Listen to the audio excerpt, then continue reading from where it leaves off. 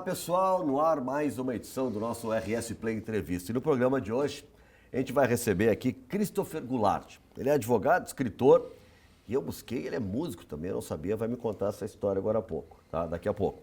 Neto do ex-presidente João Goulart, nasceu no exílio, né, e carrega marcas de uma história que se confunde com a própria política do nosso país.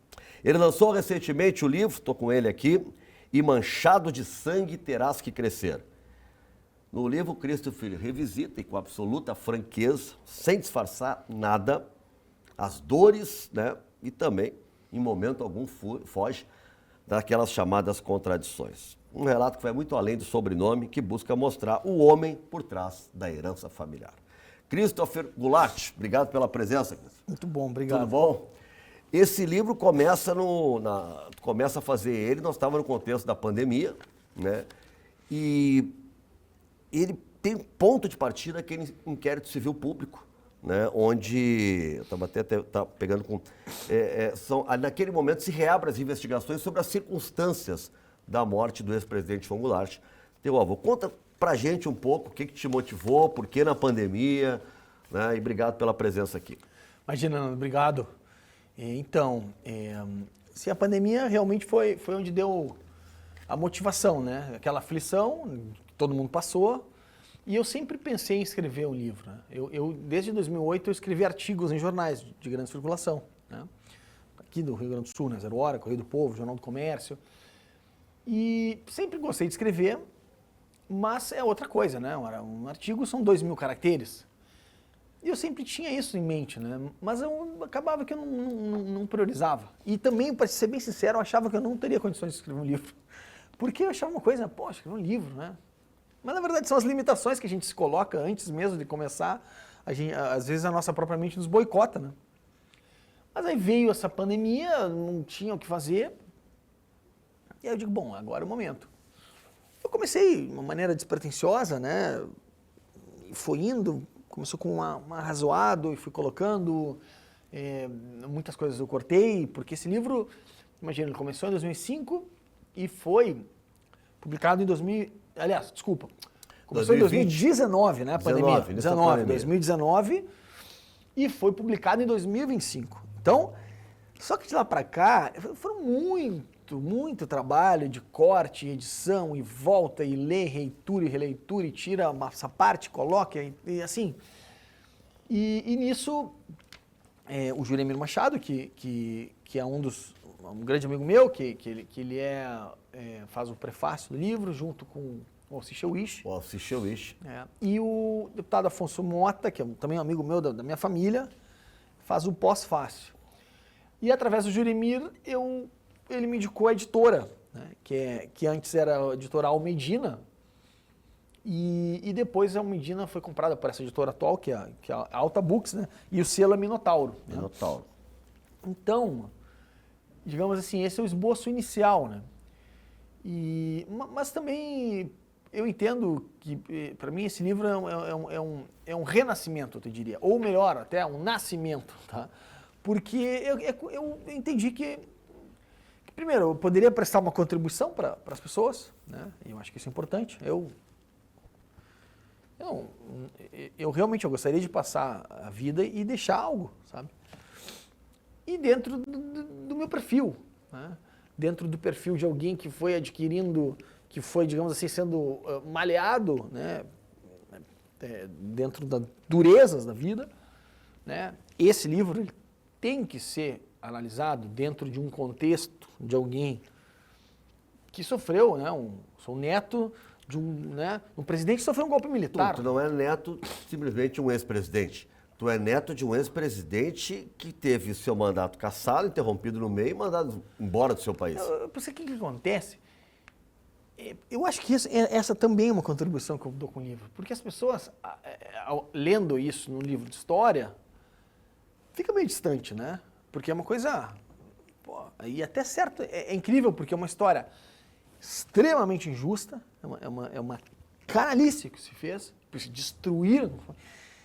Mas as pessoas não têm muito essa dimensão, têm uma noção, e aí eu procurei trazer na prática, porque eu quero te dizer que eu me sinto vencedor. Através desses valores, eu não avalio o triunfo de um cara que, esse padrão convencional, para mim não significa nada, né? Eu acho que o que importa é o ser humano, o que está dentro da pessoa, da alma, né? Quando eu olho na pessoa, nos olhos da pessoa, eu não vejo cifrão, eu não vejo conta bancária. E isso foi um modo de sobrevivência que eu aprendi com esse tipo de vida, né? E eu acho que eu gostaria de passar isso para as pessoas. Porque... Nasceu aonde? Onde é que estavam os teus pais quando tu nasce? Então, eu nasci na Inglaterra, em Londres. Nasci em Londres. O meu pai conheceu meu pai João Vicente Goulart, conheceu minha mãe, a Stella Katz, no Uruguai, depois do golpe. Né? O que acontece? Eu justifico no meu livro que a minha vida é diretamente ligada à história do Brasil. Né? Eu poderia dizer sem constrangimento que eu me sinto um filho da história do Brasil. E aí as pessoas dizem, pô, estranho, né? Não é estranho. Porque só vê. Né? O meu pai, com 9 anos, foi para o exílio. Né? Lá depois ele conheceu no Uruguai a minha mãe, em função do golpe militar. E no Uruguai conheceu a minha mãe. E em função do golpe militar no Uruguai de 73, ele acabou indo para a Argentina. Meu avô foi convidado pelo presidente Perón, que assumiu, só que acontece que o Perón morreu, em 75. Aí assumiu a Isabelita Perón. E a Isabelita Perón, aí aconteceu o golpe do general Videla, né? E aí em 76 se instalou uma outra ditadura na Argentina, e essa mais, fala assim, 30 mil mortos. Mais de 30 mil, foi a mais assassina de todas as Américas. Então o que acontece? E meu avô, ele era alvo disso tudo, né? De perseguição política, né? Operação Condor, eu falo no livro sobre a Operação Condor, meu avô era um alvo da Operação Condor, né? E aí meu avô, com a preocupação de preservar a sua própria família, porque inclusive já tinha sido especulado que meu pai poderia ser sequestrado, né? Pegou meu pai e minha mãe e mandou para Londres, isso em 76. E aí foi lá que eu nasci. E tá aqui, né? Ele continuou na Argentina? Ele foi a Londres no meu nascimento, tanto que essa aqui é a única foto que eu tenho, né? Com ele. Essa foto aqui é única. É a única, né? Não tem outra foto, né? É só essa aqui. Só essa. E 2 meses depois, ele faleceu com 57 anos. Então, o que acontece? A minha vida está ligada a isso. Entende? E aí, assim, ninguém escolhe onde nasce, né? E eu quis passar, porque como é uma família pública, eu quis passar para as pessoas o que acontece, né? Uma circunstância, mas dentro de uma outra ótica, assim, sabe? Eu aprendi o valor da comunicação. Eu poderia ser até um jornalista, poderia ser até um colega. Eu acho até que eu seria um bom jornalista. Eu acabei sendo advogado, mas eu entendi que a comunicação te mantém vivo quando tu está muito exposto à intempérie, sozinho, sem estrutura. Como é que tu tem que te comunicar? Porque senão vai dançar. A morte do Jango está esclarecida ou ainda restam muitas dúvidas a esse respeito, as circunstâncias de como ele morreu? Eu, como advogado também, né, isso também foi uma coisa que me preparou muito assim, para a vida pública. Eu assumi vários cargos públicos depois, né? Mas ali em 2008, se protocolou o Instituto João Goulart, que é presidido pelo meu pai, protocolou o inquérito civil público do Ministério Público Federal. E ali começou então, porque o que acontece? Primeiro, o Lincoln Gordon, o ex-embaixador Lincoln Gordon, lá atrás, ele escreveu um livro, né? Ex-embaixador americano, na década do golpe, onde ele, nesse livro, ele admite como os Estados Unidos financiaram o golpe através do IBAD, né? Através do IPES, que eram institutos de comunicação que se prestavam para financiar, né? Muitos deputados, né? Deputados de oposição, e como eles desvirtuaram, né, a nossa própria soberania descaradamente. Claro que naquele momento a gente está falando um tempo de Guerra Fria, Né? Então, tudo era problema do comunismo. Né? O comunismo ia tomar conta. Então, esse foi o pretexto. O discurso está aí ainda. Não. E continua cada vez mais imbecil, inclusive, esse discurso, né? Porque... Mas, aquela coisa, o golpe tá aí, cai quem quer. É isso aí, exatamente. Porque o que acontece? Aquilo ali, assim, determinou o rumo da vida da nossa família. Porque não é só a família do presidente, não. Sim, ok, tem toda a instituição da presidência, só que ali tem gente ali, né? Gente como a gente, né? Então, e aí eu me criei nesse contexto. Esse inquérito civil público, ele surgiu em função... Primeiro nós ingressamos com uma ação contra os Estados Unidos, que depois acabou sendo arquivada no STJ, porque nós queríamos que os Estados Unidos fosse responsabilizado pelo golpe. E aí acabou que o STJ entendeu que o ato dos Estados Unidos era um ato de gestão, aliás, um ato de império, e não um ato de gestão, e que sendo assim, não poderia ser afetado. Aí tem uma diferença jurídica, né? E a verdade é que foi enviado e nunca, os Estados Unidos nunca se manifestou sobre isso, né? Mas foi uma forma de nós provocarmos, né?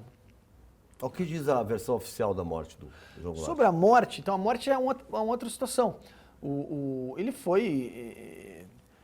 Em 2000, tem um documentário que se chama Jango em Três Atos, que é do Deraldo Goulart, não sei se você conhece, um colega seu, jornalista lá ele mora em Brasília há muito tempo, mas ele é de Canela e tal.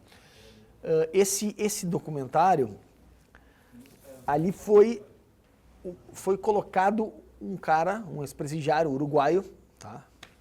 Não vou estar dando nome, porque eu não gosto de dar nome do cara. Tá bem. Ou dou um nome, tu acha? Não, dá o nome. Mário Neira Barreira. Eu nem sei se é o Mário Neira Barreira. Mário Neira Onde ele fala ali, meu pai vai até o presídio de segurança máxima, estava encharqueadas, e ali ele fala com todos os detalhes, ele traz uma versão de que o Jango teria sido assassinado. Só que ele não se deu conta, isso está no filme. O meu pai entrou lá como se fosse um jornalista. E lá no meio da entrevista, ele começa a falar, e aí ele começa a falar, não, porque o filho do Jango, porque não quis saber muita coisa, tal, não sei o quê. Começou a falar do meu pai, diz, não, olha só, deixa eu falar, eu sou o filho do Jango, meu nome é João Vicente e tal.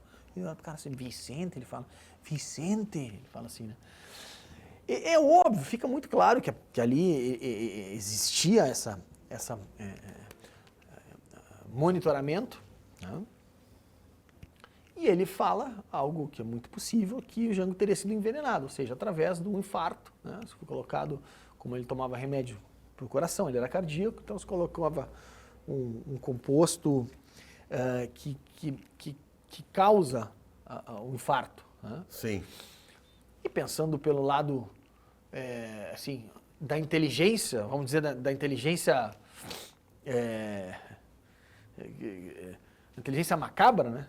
É a melhor maneira de tu matar um cara que é cardíaco, tu vai matar com metralhadora, não, tu vai fazer uma coisa que seja... O motivo seja cardíaco, o coração. Exato. Né? E aí ele fala, narra com detalhes. E a partir daí,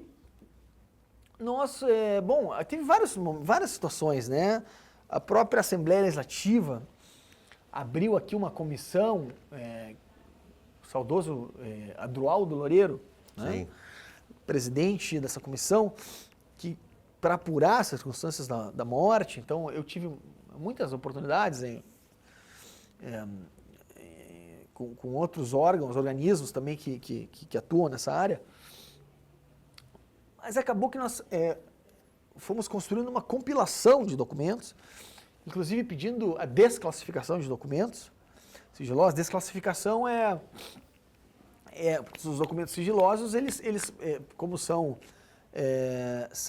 segredos de Estado, então eles têm tempo, eles têm período, né, e alguns são desclassificados para sempre, né? Então nós começamos a solicitar, buscar documentos. A presidente Dilma, na época, entregou muitos documentos para a minha família, documentos do extinto SNI, Serviço Nacional de Informações, Porque ali estava escancarado a arapongagem que se fazia contra meu avô, né?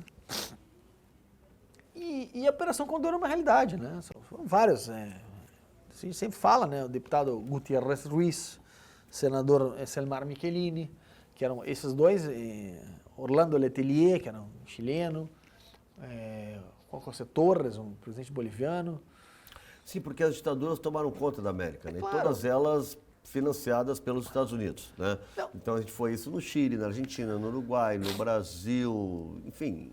E a tomou Operação Condor é um sistema no qual, como todos os países, eles estavam sendo liderados por regimes militares, né, autoritários, eles cooperavam entre si, abrindo a fronteira para que agentes dos outros países atuassem da maneira tranquila e sem problema nenhum. Então, assim,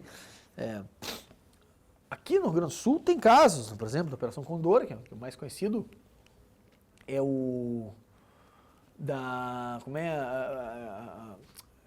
Enfim, agora me fugiu o nome, mas nos uruguaios, sequestros uruguaios. dos uruguaios.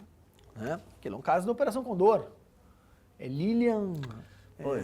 enfim, não vai fugir não, mas teve aqui o sequestro dos uruguaios, é uma literatura bem conhecida ali, né? Então, Lilian Celiberti, acho que foi. Lilian Celiberti, isso aí. Lilian Celiberti. Então isso é uma realidade. Então achar que meu avô... Agora, foi feita a exumação, né? Isso foi feito no governo da presidente Dilma, em 2014, ou 13, acho que foi 13. Então foi todo um aparato, toda uma mobilização, isso aí, né, foi a principal notícia no país inteiro, a exumação do presidente da República. E eu acompanhei tudo isso, né? Absolutamente tudo. E não se chegou, claro, o documento oficial não conseguiu apontar que objetivamente se... A causa da morte. A causa da morte foi envenenamento. Até porque transcorreram muitos anos, né? Tu imagina que morreu em 76, isso foi feito em 2013, então assim, os restos mortais foram muito comprometidos, né? Agora, pra ti, assim, é uma coisa maluca, porque tu é um cara que cria, né, se cria, né, não via a expressão, se cria com o legado do Jango, uma relação pessoal mesmo com ele. Tu teve pouca, né? Tá aqui, tu era um bebezinho, né? Não tive. Quase mas não teve, né? esse aqui é o ponto. Não Tu tive... tem o peso do legado. Mas a minha vida foi completamente pautada... Totalmente. Por toda essa circunstância. Entendeu? Não teve... Tudo foi pautado na minha vida em função de todo esse peso político. Como deve ter sido, por exemplo, para toda a tua família, para teu pai, Claro, sem tua dúvida. mãe, o tempo todo. Sem né? dúvida, né? Meu pai tá vendo uma escala maior, né? Com certeza, numa escala Era maior. direto, né? Só que daí eu vivi assim, eu costumo dizer, de brincadeira, eu fui o cara que cheguei quando a festinha terminou. Entendeu? Cheguei quando a festa acabou. Todo mundo indo embora já. Não, porque o que acontece? Meu avô tinha muito patrimônio, até hoje me perguntam sobre patrimônio, muito fazenda, meu pai herdou muita coisa, só que por não ter uma estrutura, né, que se justifica, não adianta, eu compreendo. Isso é outra coisa que eu acho que o meu livro traz, né? A ideia de que julgar é a pior idiotice que tem. Julgar é a pior babaquice que tem. Porque julgar é pequeno. Agora, tu compreender, tu te torna maior. Porque tu apontar o dedo, é que nem esse livro aqui. Esse livro, eu estou me colocando de uma maneira muito transparente e honesta.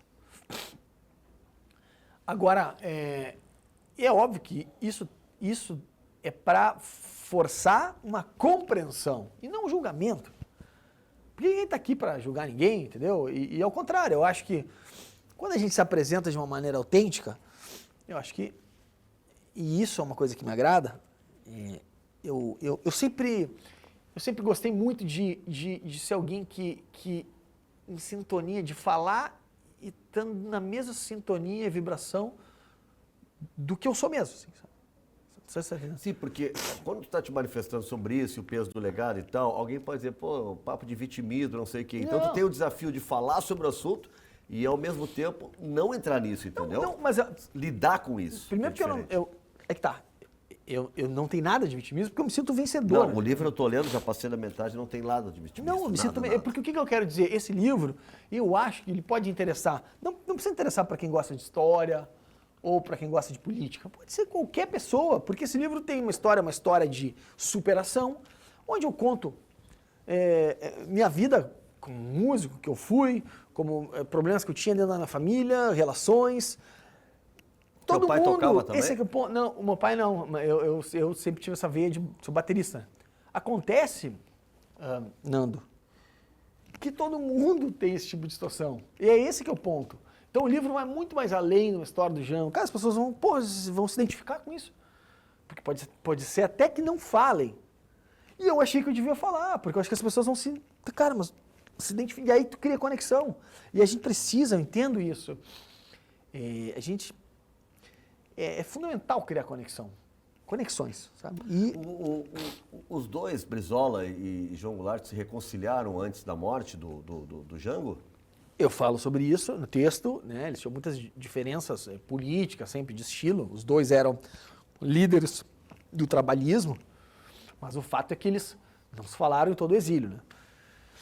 E aconteceu um encontro na véspera do meu avô ir para Inglaterra. Aconteceu um encontro onde eles tiveram uma conversa e tal, enfim, né? Mas esse não é tão romantizado como se coloca. E eu coloco a versão real, porque não é uma coisa que pela versão que eu tenho, foi algo meio casual. Assim. Não porque, tem final feliz, é não, isso que você tá dizendo. não é que não tem, eles realmente se encontraram, conversaram, mas foi algo, na verdade, o meu avô estava indo para Montevidéu e a ideia dele era encontrar com a Dona Neuza, A esposa do Brizola. do Brizola. Então, Que assim, devia ter uma situação bastante difícil, né? O meio- irmão dela e o marido dela estavam brigados. no primeiro momento, essa é a versão que eu tenho, né? Eles seriam parados num café, algo assim, seriam ligados e a Dona Neuza, Janguinho, eu não sou mulher para ficar indo em café e coisa, se tu quiser, tu vem aqui. E aí ele então tá, então vou. Chamavam ele de Janguinho. Janguinho e tal, mas ele, no primeiro momento não tinha intenção Ela era mais de... velha que ele ou como é que era a relação? Lembra? Eu acho que era mais nova. Mais nova. Né? Mas o que eu quero te dizer, não foi assim com a intenção, vou lá Vamos me nos reconciliar. reencontrar. Não. Foi algo que aconteceu. Aí meu avô foi e tal. E aí a Neuza recebeu. E aí parece que fez uma brincadeira, de o Brizola, tal, o Janguinho tá aqui, não sei o que, mas ele perguntou se ele sai comigo, que ele quer ver, tá? Foi uma coisa meio assim, né? Aí disse que o Jango viu, porque o Jango era um cara de fazer esse movimento. Sempre foi. Buscar mais a reconciliação. Entendeu? Ele já estava 12 anos sem se falar. Chega. Mas aí ele foi lá, porque se dependesse do outro, não ia, né? O Brizola era queixo duro, todo mundo fala isso, né? Queixo duro. E aí, aí se encontraram. E que bom que se encontraram, porque logo em seguida ele faleceu, né? E como é que foi a tua relação com o Brizola depois? O Brizola tinha uma Tem umas relação... fotos tuas com o Brizola aqui, inclusive. Sim. Mas o Brizola tinha uma relação muito forte com meu pai, né? Porque meu pai, lá quando foi a Carta de Lisboa, por exemplo, né, em 81, né? Que houve um movimento em Portugal e o Brizola liderou aquele movimento para refundar o PTB, que no final das contas virou PDT. Né? Com a Ivete Vargas. Com a Ivete Vargas. O meu pai, naquela época, estava muito, imagina, filho do Jango, que recém tinha falecido, só que meu pai tinha 18 anos, 19 anos, então não tinha estrutura ainda para, sabe? Mas ele acompanhou muito, tanto que tu vê, assim, as imagens quando o Brizola chega no exílio no Brasil, de avião... 79, né? Quem tá lá na pista é meu pai. O pai tá recebendo ele lá. Entende? Então, meu pai tinha essa relação. Eu não, porque eu morei muito tempo no Uruguai. Então, eu acabei, assim, depois, eu me filiei em 97 e tal. Ao PDT. Ao PDT. Mas ele claro, eu lembro até o conto, né, que no dia da minha filiação, o governador era o Antônio Brito na época. E eu sei que, sei lá, tinha uns 20 e poucos anos, todo nervoso, imagina, Brizola, porra, porra, eu, moleque, né? Ah, o homem estava lá na filiação. Claro, mas não é que foi o ato da filiação da Emília Fernandes. Ah, que virou senadora depois. E daí eu tava lá junto, foi, entendeu? A de Livramento, Que ela foi senadora candidata Emília. a governadora na época. E eu tava lá e disse, bom, vamos botar Ela junto. foi candidata ao governo, mas ela virou senadora, né? Depois. Mas era uma senadora, acho que ela era antes, era senadora pelo PTB. Daí ela passou pro PDT, não era isso? Ela não foi senadora, eu não lembro direito. Eu sei que ela foi senadora. Ela foi senadora, É isso. ela foi senadora pelo PTB. Tá bem. E aí, quando eu cheguei lá, me apresentaram pra ele, eu todo nervoso, assim, cabelo, pô, pra trás, interno todo esquisito, assim, e tal. E o Brizola me olhou, assim, cabelo cheio de gel, assim, de coisa Quem pra é esse trás. maluco aí? Não, aí falaram pro Brizola, de cara, esse aqui é o filho do João Vicente e tal. Ele pegou isso, botei aqui, né? Ele falou, poxa, mas tá cheio de gente. Mas olha, olhou assim, parece um cantor de tango. E devia parecer mesmo, que eu tava com o cabelo pra trás, assim. Mas, assim, ali já... A Juliana Brizola e tu são da mesma geração? São contemporâneos? Somos da mesma geração. Eu gosto muito, tenho um carinho muito grande por Vocês ela. têm boa relação, né? Muito. Eu gosto muito dela. A Juliana é filha do, né, falecido José Vicente, quem eu conheci também, que era primo irmão do meu pai. O Zé Vicente eu vi no palco, O uma Paulo, vez tocando guitarra. O pai da Juliana é José Vicente e o meu pai é João Vicente. Então, João Vicente. o pessoal confunde muito, assim, sabe? O Zé Vicente era muito bom guitarrista. A gente vê que a gente sempre teve uma ligação com música, a família, né? Sempre. Eu acabei virando baterista. Mas a partir daí, mas sempre foi uma caminhada muito sem fundamento, assim, né? Muito sem, como é que eu vou te dizer? Muito sem estrutura, sabe? Eu sempre fui tocando sozinho, uma caminhada meio solitária, entendeu? Mas, então, assim, o que eu digo é essa maneira da gente aprender da pior maneira. Essa é a pior maneira de aprender. A pior. Na marra? Não, porque se tu tem estrutura na volta, tu não precisa. Não tem porquê tu entrar na boca do jacaré, né? Mas eu, como não tinha, eu acabei aprendendo tudo meio que na marra, assim, sabe? Tu falasse ali essa questão Tu pegou assim o fim da festa, né? Da dificuldade que teu pai teve, pega a herança do Jango, assim, e como administrar, ele é um garoto e tal. Como é que ficou isso? Como é que, como é que virou a realidade de vocês? Vida como ela é, né? Tá tudo no livro, né? Vida como ela é. Muita gente se aproximou do meu pai, um cara novo, pra roubar descaradamente, porque pra roubar, vida como ela é. Isso acontece, hein? O cara tem muito dinheiro, é assim. Então, cara, assim, e meu pai, um moleque, sem estrutura tal, aí já foi deputado estadual em 82, mas muito guri, foi botado ali, né? Ele nem era, sabe? Era quase uma imposição por ser o filho. Não, e acabou sendo mais votado, o PDT na época, fez um monte de voto, mas ele chegou lá e disse que ele não estava preparado ainda para aquilo, né? Porque a vida dele foi muito dura, não é fácil. Olhar isso daí de longe é muito mais fácil do que tá na carne, no papel e na pele dessa gente aí, né? Essa gente que eu tô falando, meu pai, entendeu? Porque isso envolve questões emocionais, questões psicológicas. Olhar de fora é mais fácil. Por isso que eu digo, julgar é muito mais fácil. Mas hoje tem um cara que tem os bens de família e tal, ou tu é um cara advogado que tem os seus Não, negócios eu e tô tal? na batalha, eu sou advogado, trabalho na Nelson Williams Advogados, né? Eu sou uma pessoa que eu construo minhas relações. Eu vou te dizer assim, sem medo de errar. O meu maior patrimônio são as minhas relações. Não é patrimônio que eu tenho. São as minhas relações. Porque eu construo as minhas relações do jeito que eu tô aqui, falando contigo, desse jeito. E eu acho que isso é o que eu valorizo mais, sabe, Nando? Porque é mais difícil a gente conquistar isso. Explica um pouco realidade paralela, mas perversa, que tu cita. Cidade paralela, mais perversa. Deixa eu ver em que contexto está isso, né? Mas, assim, eu não sei exatamente o que eu escrevi, mas é isso. Essa realidade paralela ao, digamos, uma versão oficial, né? Tudo é do bonito, glamour, glamour. tudo é bonito, glamouroso. Essa é a realidade paralela. Né? E perversa porque a vida é como ela é. Mas eu não ele acho... morou em tais lugares, pode se mudar para cá, para lá. Não pode se mudar, teve que fugir do lugar. Não, mas eu quero dizer o seguinte... Teve que sair correndo do lugar. Aí que tá, Nando, eu não acho, sinceramente, eu acho que a minha vida é a vida de mais um brasileiro na multidão.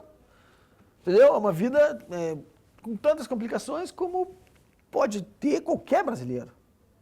Por isso que eu quis escrever isso, porque não é um pedestal, entendeu? Eu queria que as pessoas se identificassem, cara, dizem, porra, é isso, entendeu? Não tem, e nesses termos, eu acredito que seja uma coisa inédita, assim, sabe?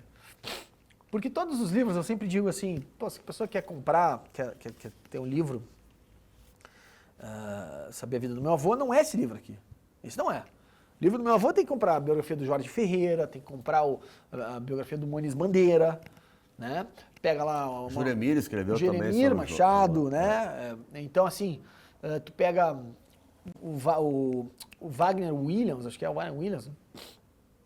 Que enfim, tem boas biografias. Da minha avó, entende? O meu pai tem um livro muito bom, que é Jango e Eu, Memórias no Exílio.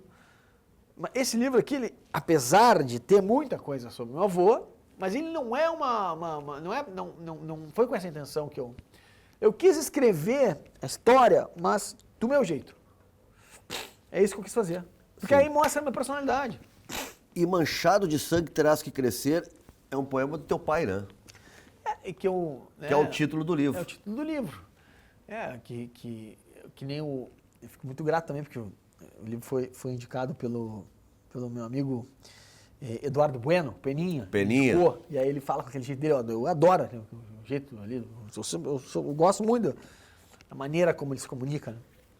Mas aí ele fala, Manchado de Sangue Terceiro, ele pega e fala assim, tu vê, meio shakespeariano, intenso, dramático, ele fala, né? Mas realmente ele diz, o que vocês vão ver aqui é dramático e é intenso, então tem a ver com o título. E é exatamente um poema que meu pai, quando eu era criança, dedicou pra mim. Que, porra, é um peso, né? Mas isso aí mostra toda a carga. Por isso que eu quis botar esse título. Porque é pra mostrar toda a carga emocional que tinha em cima disso. Que não tinha como ser diferente. Não tinha como ser diferente. Um cara que perde o pai, meu pai com 18 anos...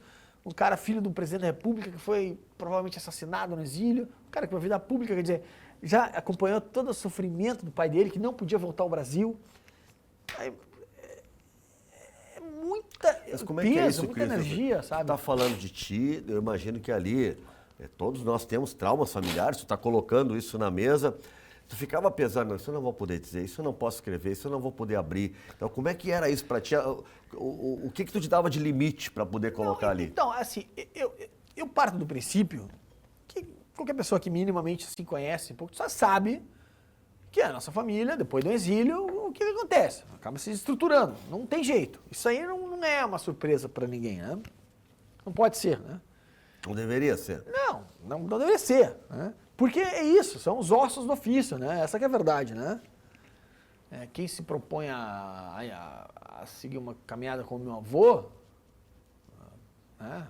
Seguiu, está sujeito a isso. Aliás, se tu for parar para ver, os grandes líderes no mundo inteiro, quase todos, esses que são desbravadores, que querem, sabe, que tem ambição ideológica e em algum momento eles arrastam multidões porque eles se propõem a ser algo diferente, quase todos terminam morrendo sozinhos. Morre sozinho. Porque, eu digo assim, esse livro podia ser também assim o título. Teu avô ficou isolado, a família ficou isolada? Dos amigos daqui, coisa assim, mas nem de ligarem, procurarem, aquele monte de gente que entrava na casa desapareceu? Não, muita gente ia lá pro Uruguai visitar meu avô, isso sim, né? O Uruguai não é tão longe assim, né? Muita gente ia. Mas sempre com a restrição das ditaduras e tal, né? E o fato é que morreu... O cara até ficava com medo. Olha, aquele lá foi visitar o Jango, claro, entendeu? Tá já fica lá, com medo na volta. Lógico, né? Evidente. E acontece que é isso, né? Esses dias um amigo meu me falou um negócio que eu achei fantástico. Confete é só na hora da festa, né? Confete é só na hora da festa. E o livro fala sobre isso. Por quê? Mas a questão é o seguinte, algumas pessoas falaram assim, cara, esse livro é um livro que tira as pessoas da zona de conforto. Porque as pessoas não é habitual falar com esse grau de sinceridade e intensidade, né? E aí eu te pergunto, eu tô falando bobagem aqui? O que eu tô falando é uma coisa que não existe? Eu pergunto assim, pra tua consciência, lá dentro, não. Pode ser que as pessoas, porque esse é o lado obscuro, isso aqui é o lado obscuro das pessoas. Eu costumo dizer o seguinte, Nando, eu já ocupei alguns cargos públicos, agora não tenho mais intenção nenhuma de fazer política, mas eu conheço o pior lado dos seres humanos. O pior, da política. Eu ia te perguntar sobre da isso. Política, Tu da não política. pretende entrar na política? Eu ocupei alguns cargos públicos, mas eu acho que minha vibe é mais escrever, sabe? Eu não acredito mais em palanque. Não acredito. Eu queria entrar nessa então de escritor aí contigo, exatamente isso. Como é que tu colocou para conciliar? Porque às vezes as pessoas querem botar para fora e tal, só que uma coisa é querer, outra coisa é tu botar no papel e não ficar uma coisa, né, feia e tal, porque é literatura de qualquer jeito. Claro. O texto tem que ser atraente. E aí tu manda para duas feras, né, cara? Dois caras que eu tenho o maior respeito, que é o Juremir e o Alci Chewich. Né? E o Alci até conta ali, eu acho que não sei se é o prefácio, né, na apresentação, como é que ele até conta, ele disse, como é que ele diz, publica logo, tá pronto, uma coisa assim que ele lê e diz, meu Deus, tá ótimo, ele te incentiva. Não é assim. Tu também, porque foi a tua estreia, né? Estreia. Mas eu acho que eu não sei. Você estava seguro que tinha escrito uma coisa legal? Como literatura? Sim, mas eu trabalhei muito, né? Eu trabalho 1000 revisões. O livro, por exemplo, ele está totalmente... Ele remete sempre a músicas. Como eu sou músico, então eu te diria assim que o livro, inclusive, tem trilha sonora. Porque se tu for ver, tem várias passagens. Por exemplo, a primeira parte do livro é a música Disparado como é? Jair Rodrigues, né? Disparado o Jair Geraldo cantor, Vandré. é do Geraldo Vandré. A primeira parte é prepare seu coração para as Para as coisas. coisas que eu vou contar. Prepare seu coração para as coisas que eu vou contar. Aliás, Tu cita também Milton Nascimento. a segunda parte é quero lhe falar uma coisa, adivinha onde ela anda, pode estar dentro do peito. Isso aí. É a segunda parte. E todo livro tem relações com música. Né? Eu não acho que... Eu vou te dizer assim, o que me dá alegria hoje no mundo é música, o que me faz transcender assim, é música e literatura. Porque se não tiver isso, fica difícil tudo, né, Nanda? Porque a gente não tem um portal para sair muitas vezes, assim, na mediocridade, né? Por que tu sentiu necessidade de escrever? Tu queria que as pessoas te entendessem melhor? Exato, isso. Eu queria, muitas vezes, porque muitas vezes eu me sentia incompreendido, muitas vezes, sabe? É isso. Só que eu escrevi dentro de uma ideia de que quantas pessoas nesse Brasil podem e se sentem incompreendidos por, de repente, não participar ou não estar num sistema tradicional, ou, sabe, ou estar deslocado, ou não estar dentro do que a sociedade, digamos aí, né, burguesa, esses valores que prega. Quantas pessoas? Então o livro é para conectar esses incompreendidos, sabe? E para dizer, cara, nós estamos aqui. A gente, não, só um pouquinho. Eu não estou sozinho nisso. E é isso, para criar conexão com as pessoas que às vezes se sentem meio... Não se trata da... Claro, eu quis usar essa história, que é uma história pública, mas para criar conexões. Eu não me interessa fazer um livro só por vaidade. Eu quero que chegue nas pessoas, gostaria de chegar a essas pessoas e que as pessoas... Cara, isso é legal. Tu fala de dificuldades financeiras, emocionais, de assim uma vida difícil de planejar, porque era uma vida itinerante, tu mudava de todo lugar toda hora, né? E até de vendas de coisas pessoais, como a cela do Django, né? Como é que foi? O que representou isso no momento? Imagina uma Cara, tu coisa imagina dessa. assim, ó, tu imagina você com 20 anos, tá? Você tá aí numa mansão caindo na tua cabeça, tá? É isso. Só que tu tem 20, tu não tem a idade de ter agora, tem 20, tu não tá nem formado, nada. Tem que pensar como alguém de 20. Não, é que tu vai fazer? Daí sabe, o que eu fazia na época? tocava em banda, sou baterista, eu gosto muito. Promovia eventos, então fazia eventos lá, uma casa grande que tinha na Vila Conceição, promovia eventos. Mas eu fazia aquilo para ganhar dinheiro, botava 1.000 pessoas, 1.500 pessoas. A gente botava na época, na Rádio Ipanema, na época. Panema. A gente botava propaganda lá e era nossa senhora. Mas eu não sei como é que nunca deu problema lá, assim, porque era, imagina, um bairro, Vila Conceição, bairro, né? Zona Sul. Zona Sul, bairro de elite, nobre e tal, e nós botava para quebrar lá, né? Então a casa já tinha uma coisa, já era uma casa meio antiga, que não existe mais a casa agora. Mas já tinha um aspecto de todo mundo achava que era do meu avô, mas foi meu pai que comprou. Pera que não existe mais, essas coisas deveriam ficar para sempre. Isso daí é incrível. E o que acontece? Então já era uma casa antiga e ela foi, a família, né, se mudou, e ela foi literalmente caindo na nossa cabeça, minha cabeça, eu tava lá. O que eu vou fazer com a casa agora? Não, e aí assim, uma coisa muito natural, né, porque eu, sei lá, peguei lá e não tinha. Eu, por exemplo, sabe como é, mas eu procuro fazer uma leitura, vou te dizer. Tu sabe como é que foi a minha bateria? Tinha uma guitarra, uma Fender lá no porão da casa, que era uma Fender Mustang. Tu gosta, né? De Gosto. Tinha uma Mustang, que a história era que meu avô tinha dado uma Fender Mustang pro meu pai. E tava lá, tinha um monte de coisa. Tinha um porão lá que tinha cela, armas. Nossa, tinha um arsenal de armas, cela, coisa. Tinha um monte de coisa antiga, assim, sabe? E essa guitarra tava lá. Guitarra vermelha. E eu tocava bateria, né? Só que eu não tinha bateria. Aí, como é que eu digo, cara, eu vou fazer o seguinte, eu vou fazer de conta, porque eu não queria vender aquela guitarra, sabe? Porque tem todo um valor sentimental. Mas claro. eu disse, não, eu vou fazer a seguinte leitura. Eu vou vender essa guitarra, porque quando tinha a guitarra, eu vou comprar uma bateria. Logo, meu avô me deu uma bateria. Mas tu vendeu essa guitarra? Vendi. Vendeu a guitarra. Vendi pra comprar uma bateria. Sei. Mas eu comprei uma baita bateria, comprei uma Pio preta, uma Pio Sport. Bateria, né? Então, porque era meu instrumento. Mas eu não, entendeu? É isso, não tem muito recurso. Ficou sendo presente do avô, de qualquer jeito. Porque, claro, é assim que eu interpretava, né? E porque a gente também não tem muito recurso quando é guria. Não, vou te dizer, as festas, a gente fazia festa, não tinha água, não tinha luz, não tinha nada. Nós fazia, a gente dizia, eu não estou falando isso com orgulho, né? Mas não é orgulho, mas é que tem que ser encarado, entendeu?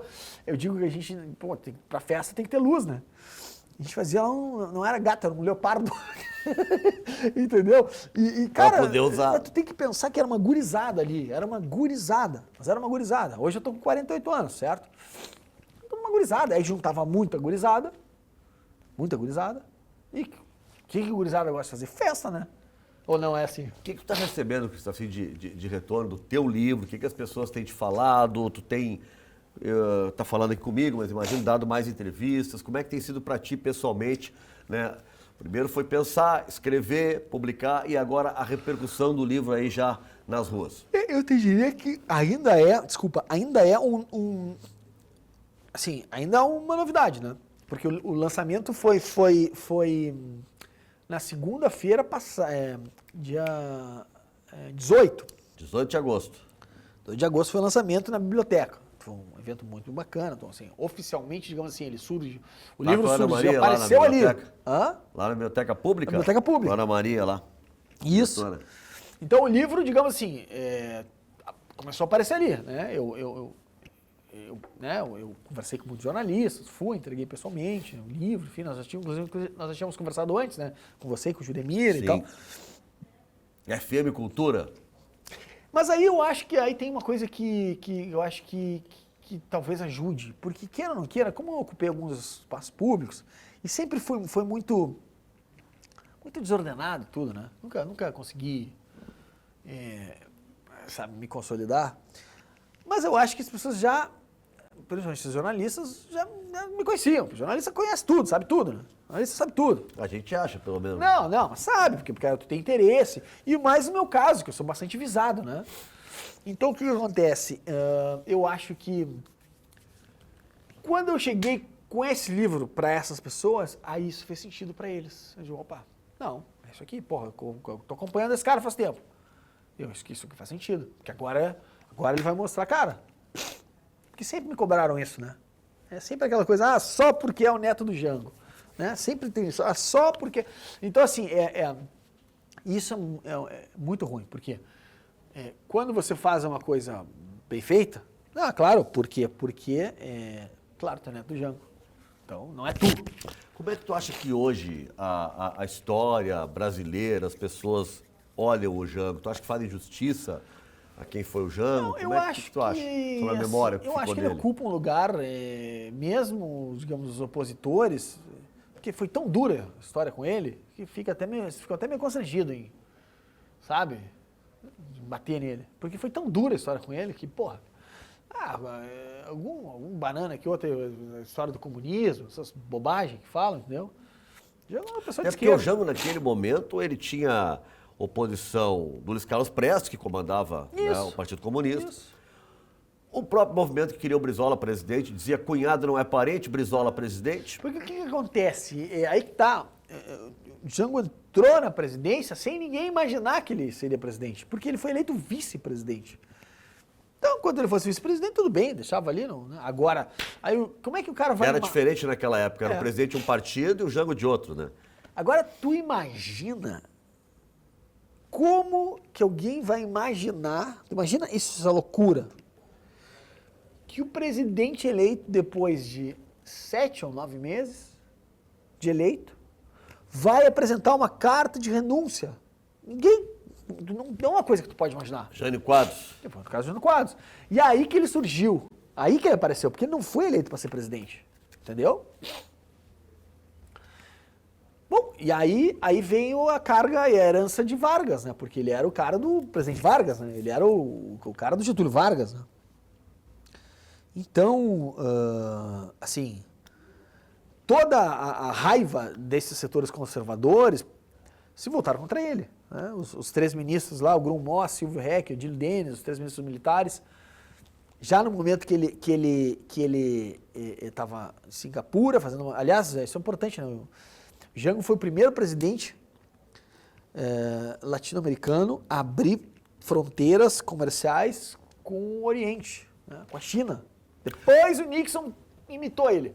Sim, o que foi muito usado até para derrubá-lo, né? Porque ele estava se aliando à China comunista. Mas aí tu me diz, cara, o maior mercado econômico. Não, hoje é o maior parceiro comercial do Brasil. Comercial. Aí o cara enxergou isso lá na década de 60. Então, pelo amor de Deus, cara, sabe? E dizer que o que? Comunismo? Ele era meu avô era trabalhista, meu avô vivia de propriedade privada, era um fazendeiro. Nunca vi, né, comunista pregar. Por exemplo, a própria reforma agrária, que é uma bandeira que o pessoal achava que era no tema do comunismo, na verdade ele não estava desapropriando terras para tornar as terras públicas, vamos dizer assim, né? Não.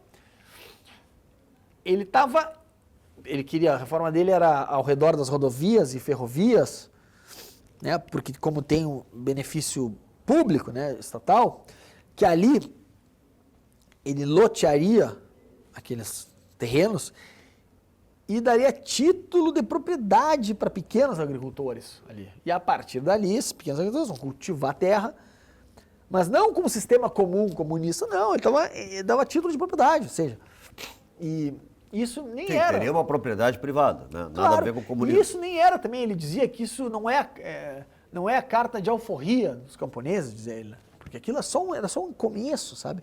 Porque isso tu ia gerar economia interna, tu ia evitar o êxodo rural. Tu tem que lembrar que naquela época o Brasil era muito mais voltado para a área rural e gradativamente, não tendo oportunidades no campo, as pessoas acabam vindo para as cidades. E aí acaba não tendo oportunidades, emprego, e acaba criando uma situação de desigualdade. Então, essa era a ideia. O que acontece? O Jango, ele era um fazendeiro com consciência social. E aí isso daí, de certa forma, para muitos colegas seus, ele era um cara traidor da sua própria classe. Como assim? Um ou outro, né? O fazendeiro, consciência Porque ele social. não fazia o jogo. Ele não, era um cara com... Na verdade, ele era um cara que tinha muito dinheiro, sabia fazer muito dinheiro, mas não era esse o maior bem e legado da vida dele, que, de certa maneira, guardado as proporções, é o que eu estou tentando, é o que eu digo aqui. Não é isso. Não. Claro que se eu tivesse muito dinheiro, ia ser melhor, lógico. Mas tu vê que isso é uma dose de idealismo e muito mais elevada, né? E é um cara... Aí tu pode questionar, bom, valeu a pena isso? Pode, né? Mas aí é uma pessoa que tem ambição, e aí eu acho que sim, né?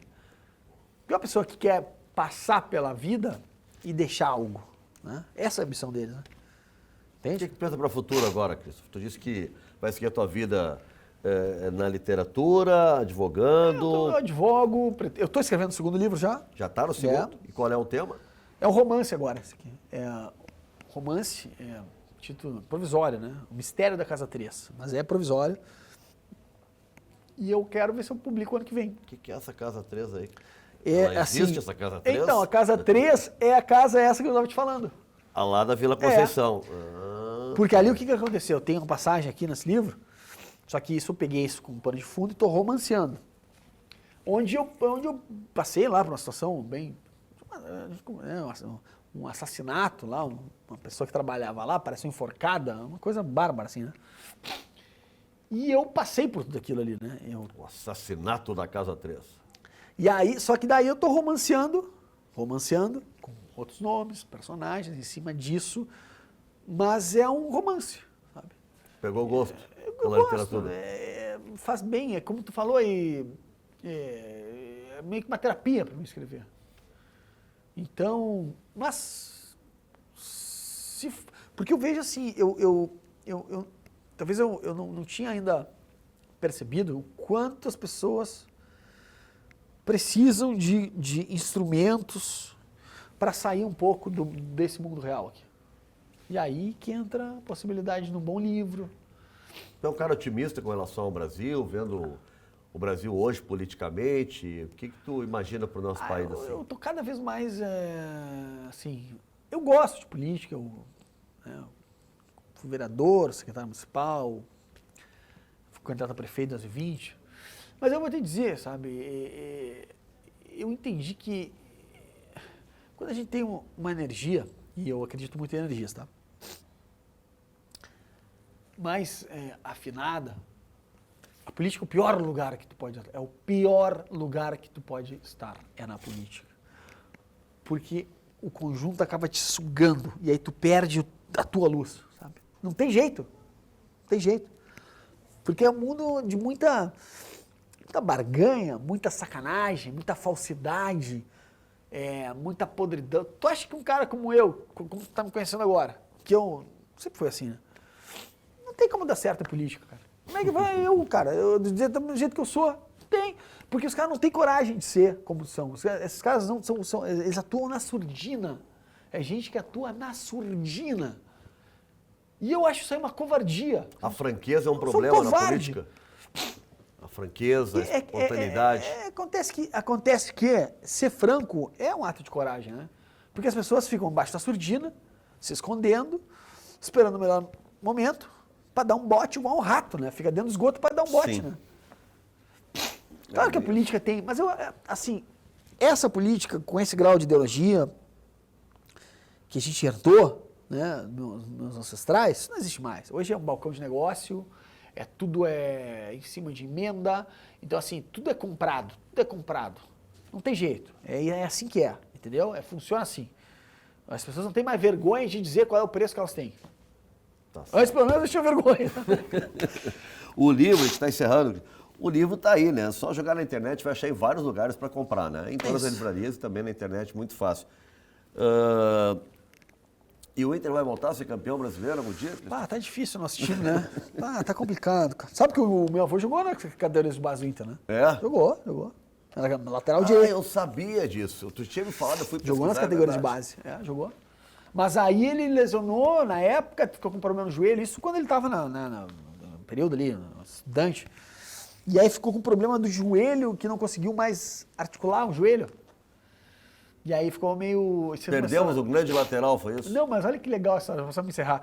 Olha como era a sacada do Jango, né? Ele ficou triste, guri novo, e não conseguia mais articular o joelho, perdeu a articulação do joelho. E aí se recolheu em São Borja, triste e tal, mas em São Borja era um cara muito conhecido, a família muito tradicional. E aí ele tem aquele bolou o seguinte, ele era muito de carnaval, né? Ele falou, tá, é agora que eu vou virar esse jogo. O que eu vou fazer? Não, ele estava triste com aquilo. Não, eu já sei o que eu vou fazer. Eu vou criar isso. Foi desfilar no Bloco dos Rengos. Aí foi aqui, o Bloco dos Rengos. E pronto. Aí matou, Deu viu? certo. Acabou. Obrigado, irmão. Obrigado. Muito bom, obrigado. Valeu, Obrigado por valeu. tudo. Christopher Goulart foi o nosso entrevistado. Ele está lançando E Manchado de Sangue, Terás que Crescer. Valeu, muito obrigado pela companhia de todo mundo. A gente se vê.